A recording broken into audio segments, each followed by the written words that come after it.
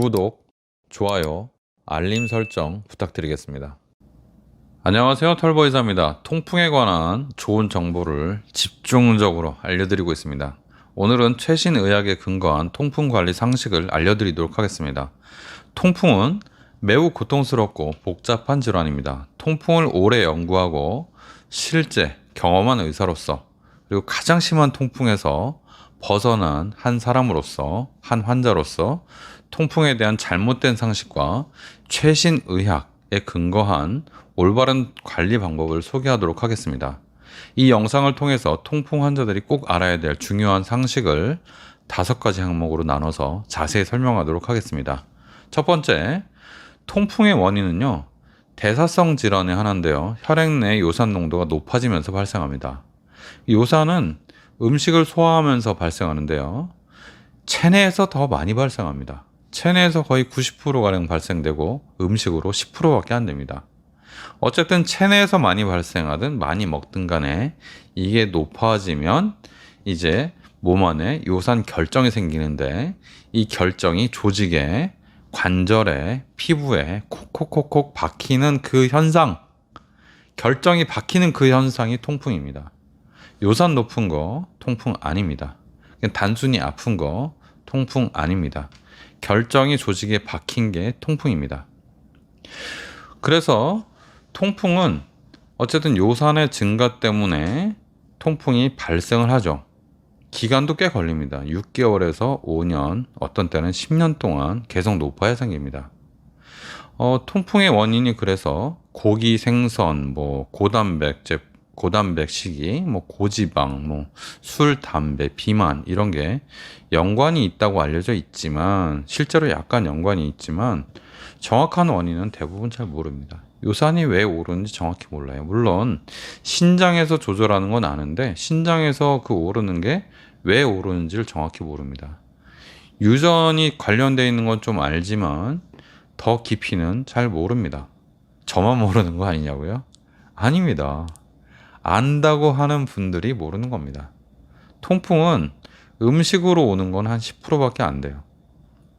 그 10%도 얼마나 차이가 나겠습니까? 완전히 극에서 극으로 먹지를 않기 때문에 실제로는 더 낮은 비율로 차이가 있죠. 그러나 아주 약간의 차이로 증상이 나타나고 안 나타나고 하기 때문에 음식이 중요하다, 음식을 조심해라, 그렇게 설명하고 있는데 이건 잘못된 겁니다. 통풍은 음식이 아주 조금이고 우리 몸에서 생기는 게 많다. 즉 원인을 정확히 알 수 없는 요산 대사, 요산 배출에 문제가 있는 질환이다. 이게 정확한 표현입니다. 통풍의 대표적인 증상은요, 발작적인 매우 심한 관절통입니다. 발작적이라는 거는 갑자기 심하게 라는 뜻입니다. 갑자기 심하게 나타나는 그런 관절통이죠. 밤에나 아침에나 아니면 낮에도 갑자기 발생하고, 관절이 붓고 아프고 이렇게 스치기만 해도 너무 아픕니다, 이게.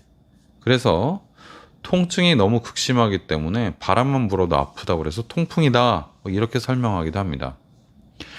근데 이게 만성적으로 되잖아요. 합병증이 진짜 무서워요. 콩팥이 망가지고 심장이 망가지고 혈관들이 다 망가지고요. 고혈압 오고 그 뇌경색, 중풍도 오고요. 심근경색 다 옵니다. 이런 것들이. 이 합병증이 단순히 관절 통증만 오는 게 아니에요. 관절 통증은 일부에 불과합니다. 몸 전체에 영향을 미치는 아주 무서운 질환이죠. 근데 이런 무서운 질환이 오면 어떻게 되죠? 중풍이 와서 장애가 남거나 아니면 심근경색 오거나 중풍 와서 빨리 죽죠. 통풍은 빨리 죽는 병입니다. 이 사실이 정말 중요합니다. 과거에 졸업하신 의사 선생님들은 아직도 통풍이 수면과 관계가 없다, 안 아프면 약 드지 마세요, 이렇게 얘기하는 의사 선생님들이 굉장히 많습니다. 그분들을 비난하는 건 아닙니다. 저는 환자분들을 살리려고 하는 겁니다. 의사 선생님들이 그렇게 얘기하더라도 그 말을 믿지 말고 제 말, 그리고 류마티스 선생님들이 얘기하는 말, 관련돼서 공부 많이 한 의사들이 하는 말을 믿고 여러분들의 생명을, 여러분들의 수명을 건지시기 바랍니다. 정말 중요한 얘기죠. 통풍 관리 말씀드릴 건데요. 음식에 관한 얘기입니다. 통풍 관리를 위해서 여러분들 통풍이 있다면 퓨린이 많은 음식 아시죠? 저도 이거 수태 외우고 다녔는데 아무리 외워도 뭐 몇 년간 외워도 이걸 외워지지 않습니다. 너무 많기도 하고 어떤 때는 많고 어떤 때는 적고 이게 계속 바뀌기도 하고 정확하질 않아요. 제가 최근에 퓨린이 많고 적은 거에 대해서 비교적 정확한 자료를 찾아서 공부를 했는데 뭐 공부를 해도 까먹습니다. 까먹어요.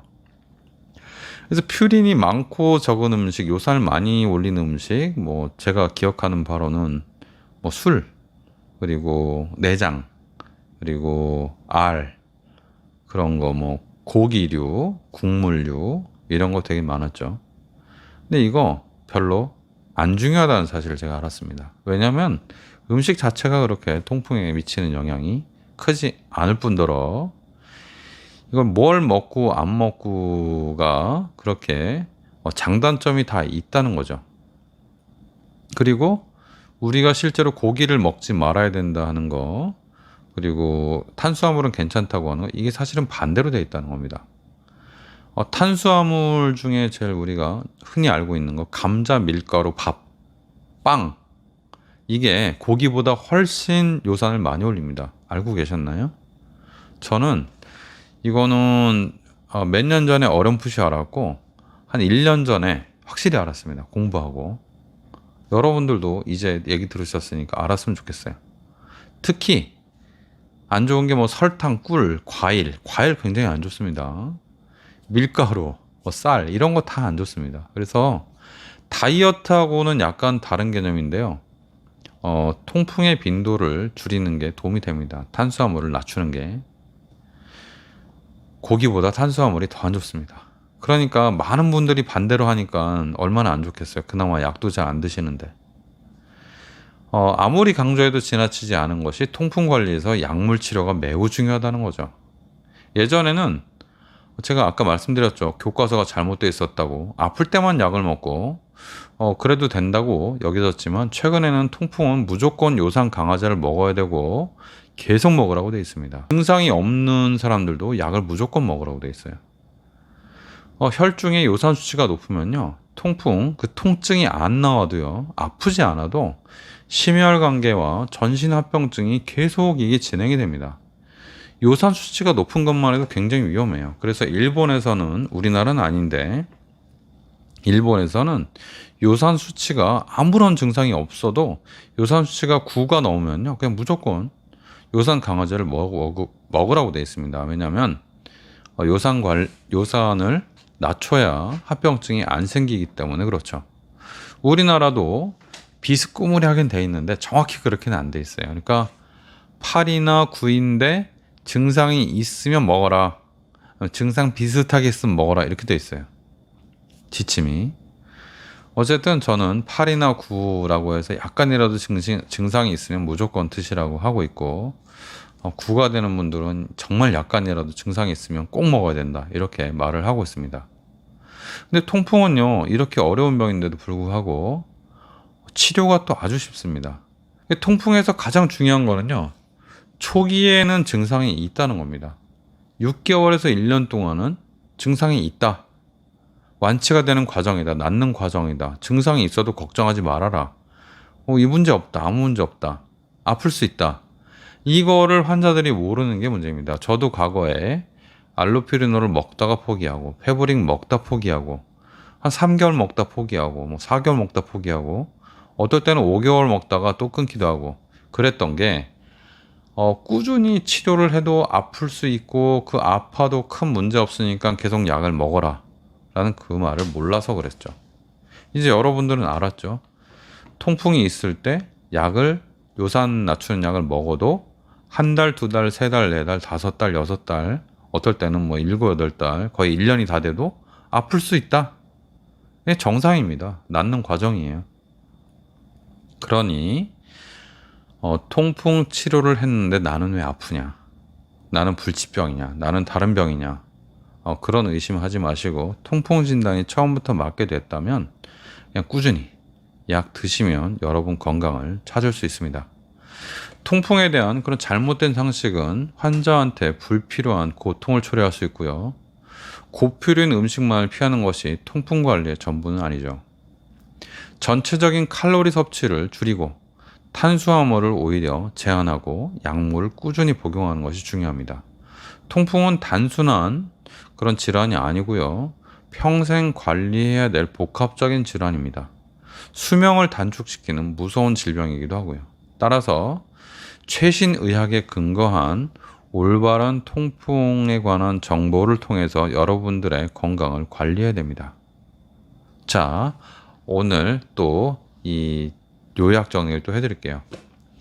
통풍은 단순히 퓨린이 많은 음식을 피하는 것만으로는 거의 관리가 불가능합니다.